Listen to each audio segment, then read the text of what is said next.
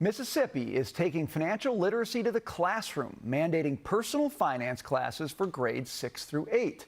The goal, give kids the tools to budget, save, and make smart financial decisions before they enter the real world. Joining me now, Mississippi Republican Governor Tate Reeves. Governor, it is so good to see you today. Thanks for joining us. This sounds like one of the most obvious ideas in the world. Equip kids to make good financial decisions, but it is exceedingly rare in our country right now. What led you to make this decision? Well, thank you for having me on. We really think it's incredibly important. A lot of people around the country have heard about the Mississippi Miracle, where 12, 13, 14 years ago, we started teaching the science of reading, and it's really led to transformational performance by our kids, and I'm incredibly proud of that. The obvious next step is we've got to make sure that we're teaching our kids how to be successful in life. That's the reason we're adding things like computer science courses. It's the reason that we're adding things like civics courses. And it's also the reason that we're adding financial literacy. We need our kids, when they graduate from high school, to know what it means to have a budget, to know how to balance a checkbook, to know the importance of compound interest and what investing at an early age can mean to their long-term financial future.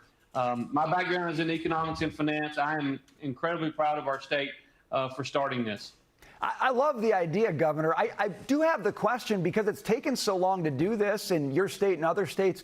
Who do you have teaching these classes? I mean, I can imagine a personal financial advisor would be great. If it was somebody with a political bent like Bernie Sanders, that might not work out so well. Who do you find to teach these classes for your kids in Mississippi? Well, for our teachers that are going to be teaching these classes at the high school level, they have to have a certificate, a certification that shows that they've been through a particular class that is put on, I believe, by our Mississippi Council of Economic Education. We've done a lot of this over the last 20 years in our state. A lot of it's been done by volunteers rather than teachers in the classroom.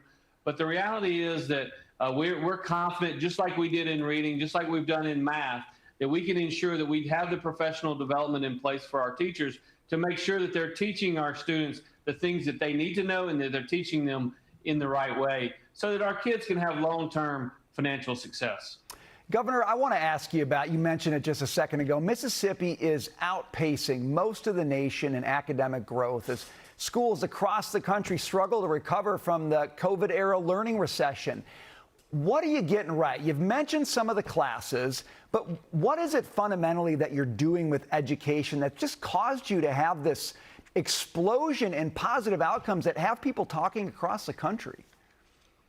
Yeah, as you just showed, we're number 7 in the nation post-COVID, but our reading and math gains are both number 1 in the nation since 2013. And what we did is we simply passed conservative education reforms that ensured that we were teaching the science of reading.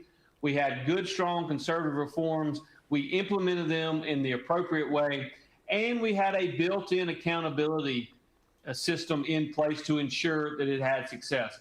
When so many other states started dumbing down education, when so many other states started lessening their standards, we started raising our standards. And what we have found is that when you raise the level of expectations, Mississippians do exactly what you would expect, and they rise up and they meet those increased expectations. Those reforms have worked. And quite honestly, I think they're a model for the nation, and so many other states now are talking about following our lead, and I'm proud of that as well. You know, in a lot of places, it seems like teachers' unions often get in the way of changes that you're talking about here.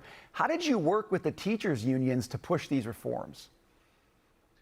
Well, there's no doubt that if you look at any school district in our state or across the country, if I see the leadership of that district that is focused on making the best decisions for kids, whether or not it's in the best decision for the adults or not, then I'll show you a school district that's doing well. We're fortunate in Mississippi in that our teachers' unions are relatively small compared to the total number of teachers, and we have incredible and fantastic teachers all across our state that are dedicated to doing what's best for kids.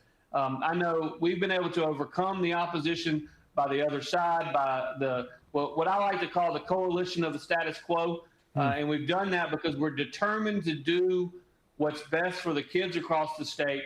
And when you look at our performance, and you look at our results, they really speak for themselves. Yeah, I got to say, the results speak for themselves, and you don't have to make an argument when you can just show people what you're accomplishing. Governor Reeves, really nice to see you today. Thanks for joining us on the program.